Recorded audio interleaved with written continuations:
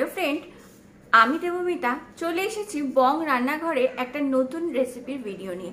আমার রেসিপি যদি তোমাদের ভালো লাগে তো প্লিজ লাইক করো, সকলের সাথে শেয়ার করো, আর আমার চ্যানেল সাবস্ক্রাইব করে আমার পাশে থেকো। তাহলে চলো আজকের ভিডিওটা স্টার্ট করি।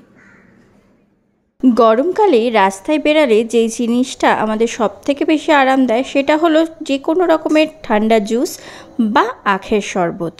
তো বাড়িতে থাকলে কিন্তু এই আখের শরবত বানিয়ে খাওয়া সম্ভব নয়, তাই জন্যে আজকে আমি তোমাদের সাথে শেয়ার করতে চলেছি এটাই কিভাবে তোমরা আখ ছাড়া আখের শরবত বানাবে খুব সহজ পদ্ধতিতে।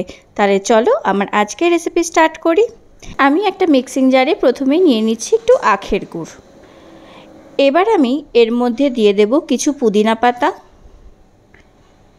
দিয়ে দেব একটু আদা কুচি, দিয়ে দেব বিট নুন,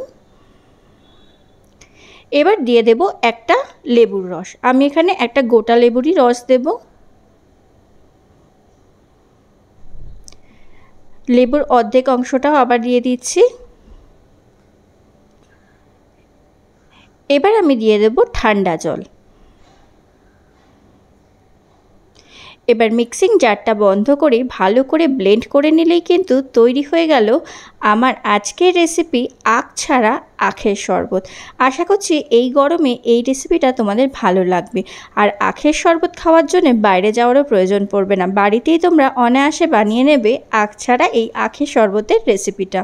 আমার আজকের সামার স্পেশাল থার্ড রেসিপিটা তোমাদের কেমন লাগলো অবশ্যই জানাবে। রেসিপিটা ভালো লাগলে প্লিজ লাইক করো, সকলের সাথে শেয়ার করো, আর অবশ্যই সাবস্ক্রাইব করো বং রান্নাঘরকে।